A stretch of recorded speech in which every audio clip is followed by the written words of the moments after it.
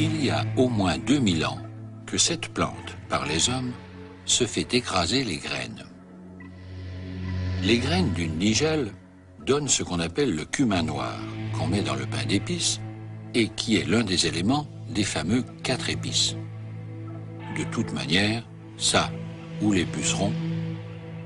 Voici, en 40 secondes d'accéléré, en réalité 9 jours, ce que peuvent faire les pucerons d'une fleur de nigelle.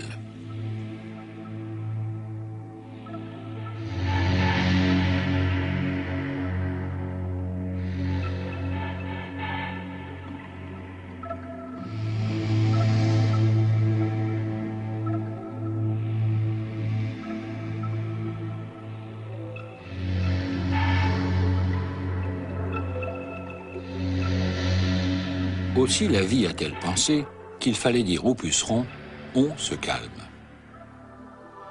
Voici, quoi qu'il n'y paraisse guère, une fleur de la famille de la défunte nigelle, une grande famille, les renonculacées.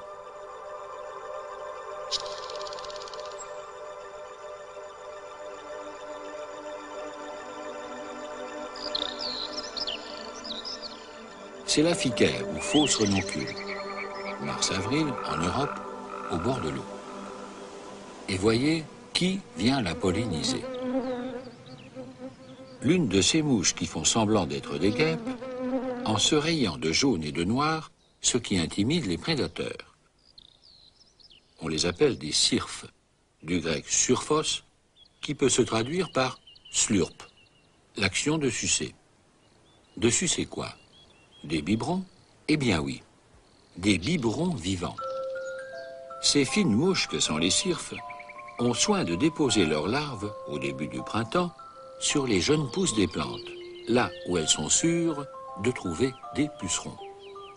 Car la vie des pucerons dépend de la pression de la sève au printemps. Voici ce que dit, en 2 leçons, le manuel de chasse aux pucerons à l'usage des bébés cirphes du cours élémentaire. Premièrement, attente passive du puceron solitaire. Vous percevrez le contact grâce à vos mini-mécanorécepteurs. Contact. Vous vérifiez, avec vos antennes, que c'est bien un puceron. Grâce aux glandes que vous avez près de la tête, vous sécrétez une colle et vous le collez. Avec vos mâchoires, vous le percez et, slurp, vous le videz.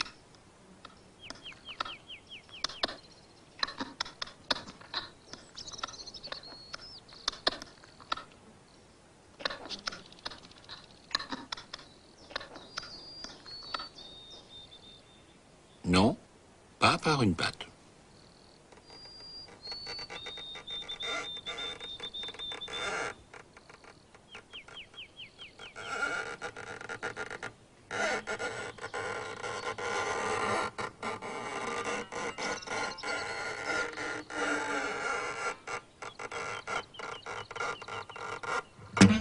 Voilà pourquoi. Deuxièmement, capture active de plein de pucerons, en même temps. Vous foncez dans le tas. De sorte que vos antennes en touchent sans arrêt. Tant que vous en effleurez, vos glandes latérales et ventrales produisent une colle qui les recouvre et les agglutine. Ce qui vous donne des pucerons prêts à encoller.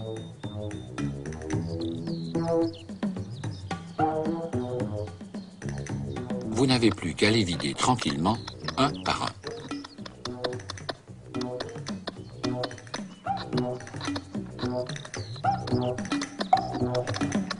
Laissez les boîtes vides, elles sont biodégradables.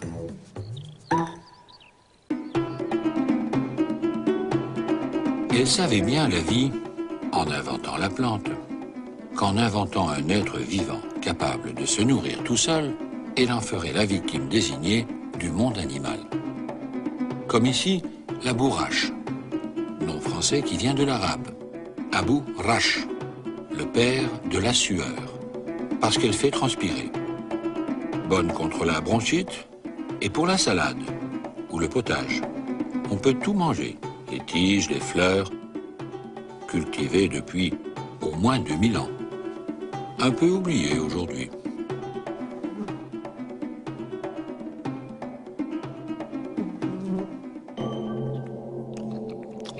C'est pourquoi la vie, comme si elle voulait rattraper le coup, a inventé celui qui mange, celui qui a mangé la plante. Et là, elle a mis le doigt dans l'engrenage. Pour que le carnivore n'élimine pas non plus totalement le végétivore, auquel cas la vie se serait retrouvée à la case départ végétale, il lui fallait bien inventer celui qui mange, celui qui a mangé, celui qui a eu mangé la plante, etc. D'où tant d'inventions et de pièges, comme celui de la mygale maçonne, qui jaillit de sa trappe comme un japonais à Okinawa. Banzai. Raté. La merveille, c'est le couvercle, un mélange de terre et de soie tissé par l'araignée avec une charnière en soie.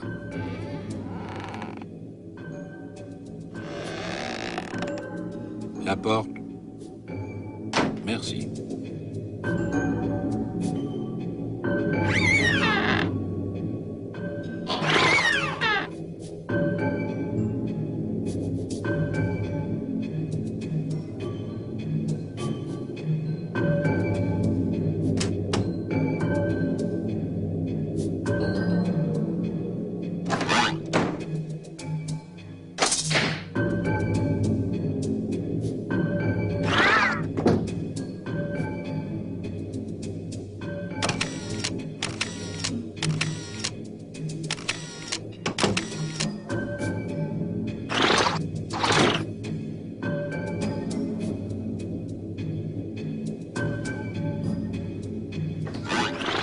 Contre une telle invention du diable, que diable la vie pouvait-elle inventer? Il fallait faire fort. Elle a inventé Brachinus crepitans, le scarabée péteur. En cas d'attaque, il mélange dans son abdomen le contenu de 2 réservoirs et le projette par l'anus. C'est un mélange de peroxyde d'hydrogène et d'hydroquinone, avec une enzyme qui fait détonateur.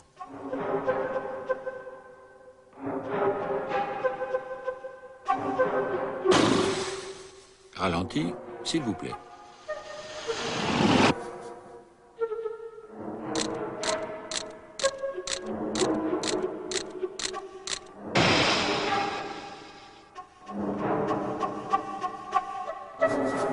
Asphyxié, écœuré, l'araignée n'insiste pas.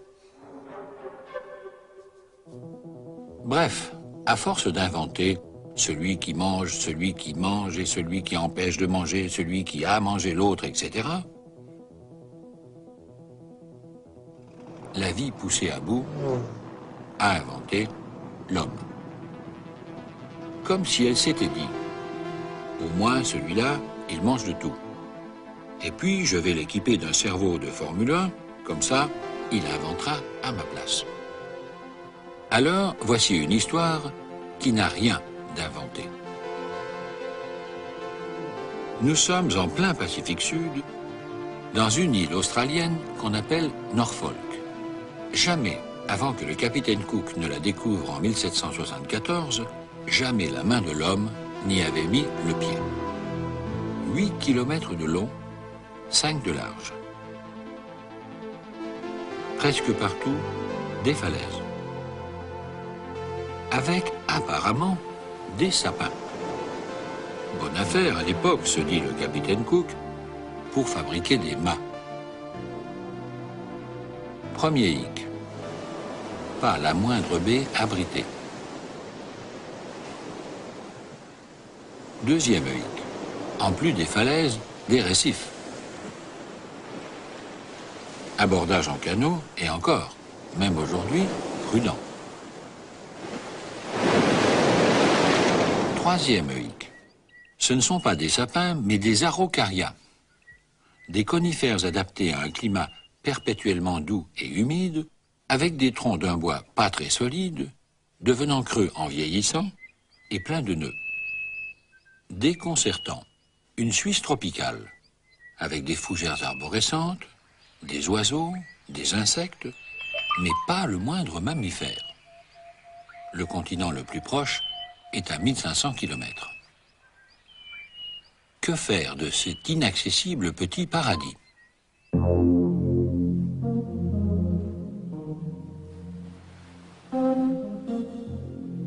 Un enfer, voilà l'idée. Car l'homme a inventé le bagne. On amène dans cette île des bagnards et des soldats. En fait, c'est un bagne prétexte. De gré ou de force, il faut coloniser cette île. Le cimetière du bagne en témoigne toujours.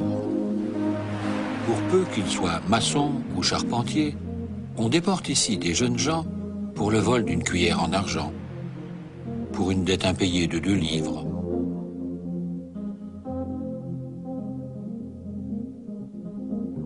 À la moindre révolte, leur vie est abrégée à la porte du bagne, qu'on appelle toujours Gallows Gate, la porte des pendus.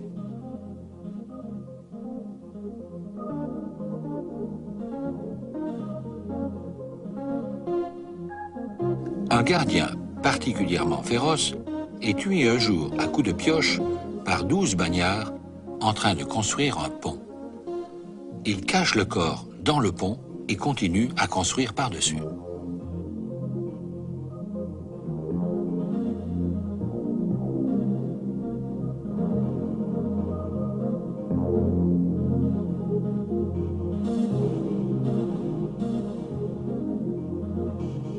Mais le lendemain, le sang coule à travers les pierres.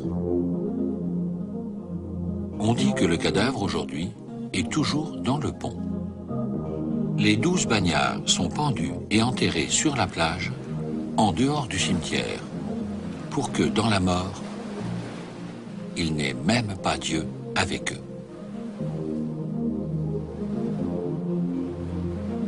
Un bagnard, nommé Barnet Duffy, disparaît pendant des mois. On le croit noyé. Il vit dans le tronc creux d'un araucaria géant. L'araucaria, depuis, est tombé. Nous avons retrouvé sa photographie. Barnet Duffy aussi a été retrouvé et pendu. 1856. Le bagne est supprimé.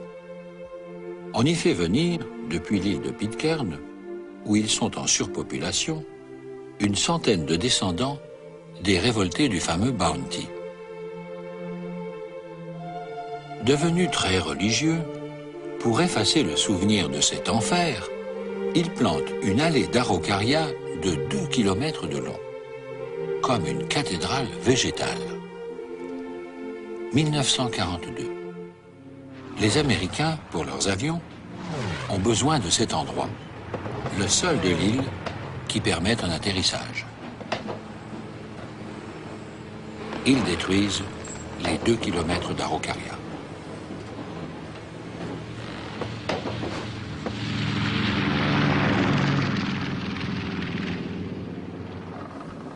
Aujourd'hui, toujours pas de port. À part ça, les Anglais ont planté du gazon, normal. Pour le tondre et en même temps avoir du lait, les Australiens ont amené des vaches. Elles ont tous les droits. Mais, attention, ni une vache, ni une plante, ni un humain de plus que ceux qui sont installés là depuis la guerre ne peut désormais immigrer. 1500 habitants, pas un de plus.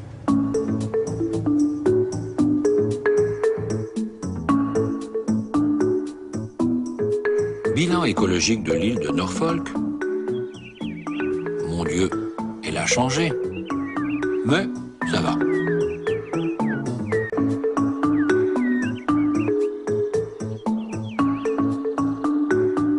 Alors, où est l'histoire? Eh bien, il y avait ici, à 2 km de l'île, une autre île, beaucoup plus petite, avec la même végétation. En 1830, pour en faire une réserve de gibier, les soldats y ont amené un couple de lapins, se disant qu'ils s'y reproduiraient sans pouvoir s'en échapper. Le bagne des lapins. Le lapin, par excellence, est une invention herbivore de la vie. Il ne touchera jamais une plante empoisonnée comme la fougère, mais à part ça, il mange de tout. Et s'il adore la carotte, c'est parce qu'il est rongeur de racines. Non seulement rongeur, mais fouisseur. Pour creuser son terrier, il dispose d'un corps souple, de griffes et surtout d'incisives supérieures en forme de pelleteuse. Donc, les Anglais se disent, non seulement les lapins auront pour eux toute une île végétale, mais nous en aurons l'exclusivité, puisqu'à part nous, miracle, nous n'y avons pas aperçu le moindre prédateur de lapin. Car la vie, quand elle a vu ce qu'elle avait inventé avec le lapin, s'est dit, ouh là là, il mange beaucoup, il fait beaucoup d'enfants, vite, un prédateur. Et pas n'importe lequel. La vie s'est même dit que le renard ne suffirait pas, et elle a inventé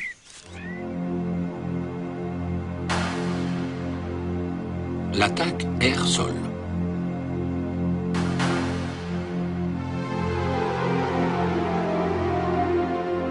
Ce rapace est un autour, Accipiter gentilis, cousin de l'épervier. Longueur de 50 à 62 cm. Envergure jusqu'à 1,20 m. Extraordinaire maniabilité de vol en terrain boisé, là où il faut être capable de virer presque à angle droit, en poursuivant la proie à travers les branches. La queue agit comme un gouvernail. L'autour est capable de contrôler, à lui seul ou en couple, une zone forestière de 400 hectares.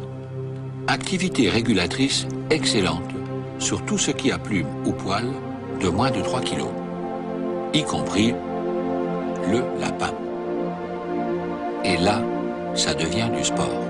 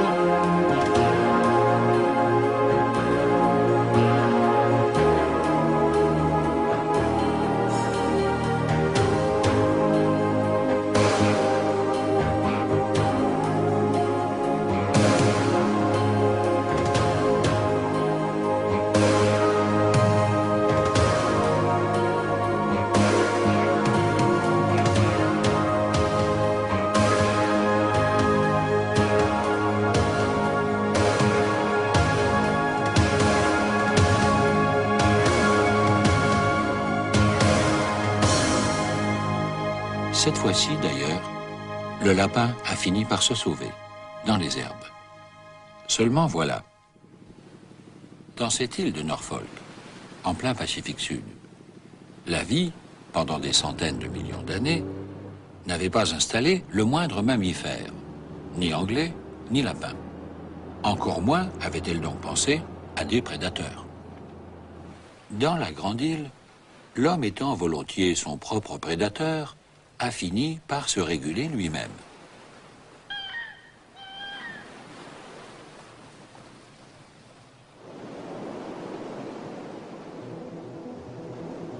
Mais dans la petite, où les Anglais avaient installé des lapins, la vie n'avait rien prévu pour les contrôler. Alors, les lapins se sont reproduits, ont creusé des terriers et mangé l'herbe. Et la terre a été livrée au vent et à la pluie. Et leurs racines étant mises à nu, les arbres sont tombés. Et 150 ans plus tard, quand l'équipe des inventions de la vie vient voir le bagne des lapins, il est clair que l'homme a été ici ce que la vie lui a donné les moyens d'être pour la terre entière. Le prédateur des prédateurs.